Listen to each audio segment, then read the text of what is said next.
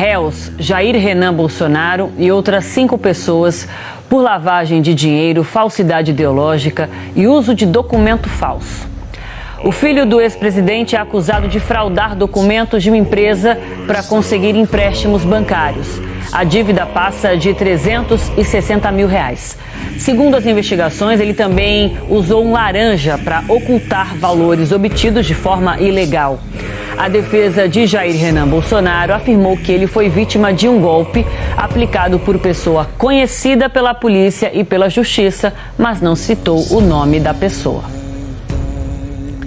E ainda falando na família Bolsonaro, em resposta ao ministro Alexandre de Moraes do STF, a defesa do ex-presidente disse que é ilógico pensar que aquela hospedagem na Embaixada da Hungria tenha sido uma tentativa de fuga de uma eventual prisão preventiva.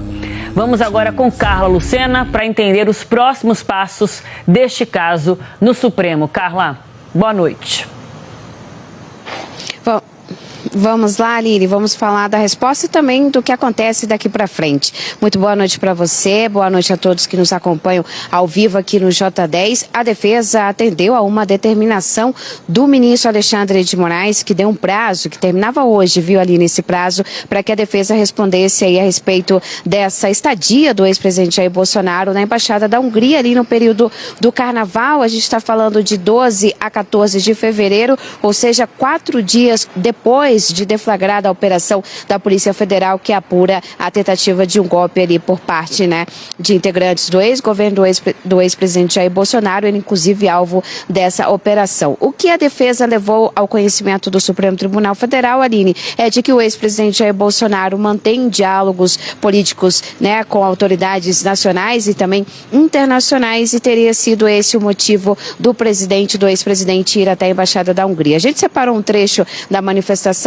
da defesa encaminhada ao Supremo Tribunal Federal, vamos colocar na tela, e o que diz o advogado. Portanto, diante da ausência de preocupação com a prisão preventiva, é ilógico sugerir que a visita do peticionário, aqui o ex-presidente à embaixada de um país estrangeiro, fosse um pedido de asilo ou uma tentativa de fuga. A própria imposição das recentes medidas cautelares tornava essa suposição altamente improvável e infundada. E quando a defesa fala em medidas cautelares para justificar essa resposta ao Supremo, a defesa está ali colocando as seguintes medidas cautelares que Bolsonaro teve que cumprir, que é justamente a entrega do passaporte que está com o judiciário, e também a obrigatoriedade de não deixar o país. Então, o que a defesa está dizendo é que, diante dessas medidas, não tinha ali uma visão do ex-presidente Jair Bolsonaro de ser preso e que por isso ele não teria ido, portanto, a essa embaixada para pedir refúgio diante de uma eventual prisão. E agora o que acontece? O ministro Alexandre de Moraes encaminhou essa resposta para a Procuradoria-Geral da República, pediu uma manifestação para a PGR em um prazo de 5 dias, Aline. E aí, a partir dessa manifestação da PGR, o ministro disse que vai analisar o caso e, claro, vai decidir se é ou não ali o caso de adotar alguma medida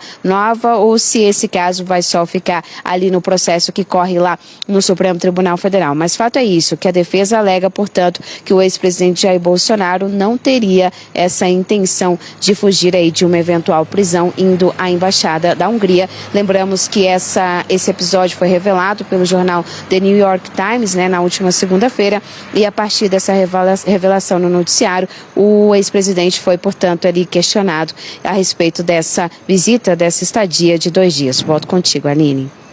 Muito obrigada, Carla. Agora essa posição da defesa, Gerson Camarote, vai para as mãos da Procuradoria-Geral da República. Será que lá também vai se entender que foi ilógica essa defesa do ex-presidente Jair Bolsonaro, Camarote? O que deve acontecer a partir de agora, hein? Olha, vamos lá, Aline. O que é que eu vejo no Supremo Tribunal Federal? No Supremo Tribunal Federal, todo cuidado é para não vitimizar o Bolsonaro. É lógico que o Bolsonaro estava ali buscando um refúgio, estava com medo. A gente explicou isso aqui ao longo da segunda-feira, quando o caso veio à tona. Agora, veja, houve, em primeiro lugar, a nota da defesa do Bolsonaro no primeiro momento, era uma nota para é uma espécie de auto de fé. Você tinha que acreditar por acreditar e ponto. Era o que convocava a nota ao final, né? O resto é fake news. Ora, sem nenhuma credibilidade. Agora, a defesa vai por um outro... Tanto pegou tão mal que, veja, houve uma contrariedade na Polícia Federal e houve uma contrariedade no Supremo Tribunal Federal, tanto que o ministro Alexandre de Moraes pede explicação. Aí vem a explicação.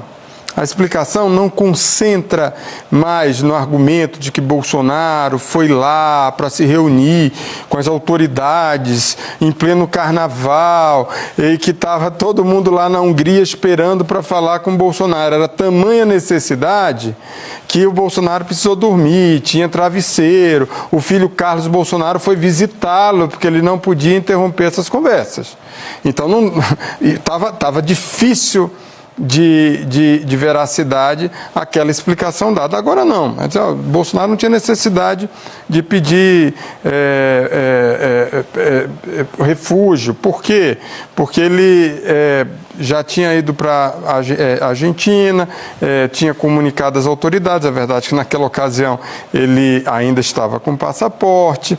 Então vai dando argumentações, não no sentido de criar uma história da carochinha, mas no sentido de dizer, olha, não havia necessidade dele pedir. E, de fato, não havia necessidade dele pedir um refúgio e ficar um asilo político na Embaixada da Hungria. Isso não havia necessidade.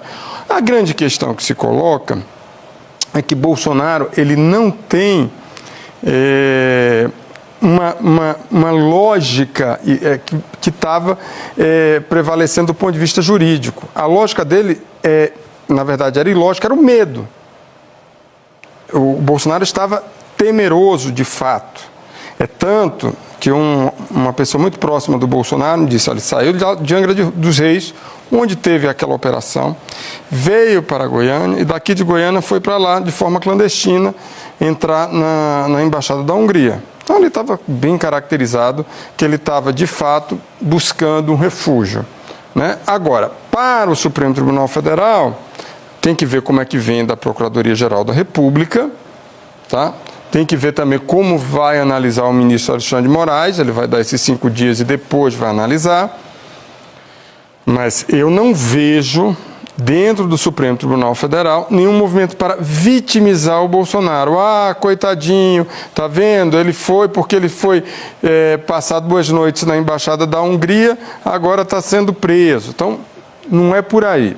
Eu vejo todo o movimento para terminar toda a investigação da Polícia Federal, ter denúncia, se é que vai ter, mas as provas são robustas da participação do Bolsonaro na tentativa de golpe de Estado, que é gravíssimo, é o maior crime que tem contra a democracia, e aí você vai, depois da PGR, vai ser analisado pela primeira turma. Então aí sim, os 5 ministros da primeira turma vão analisar o caso e aí sim se posicionar, e só depois disso, dependendo do resultado, é que vai ter, de fato, o processo legal vai ser cumprido, e aí, se lógico tiver uma condenação, dependendo do tamanho da condenação, aí sim é que pode ter a prisão. Mas antes desse roteiro todo, eu não vejo nenhuma possibilidade, a não ser que Bolsonaro, de fato, insista em fazer coisas que possam levá-lo à prisão.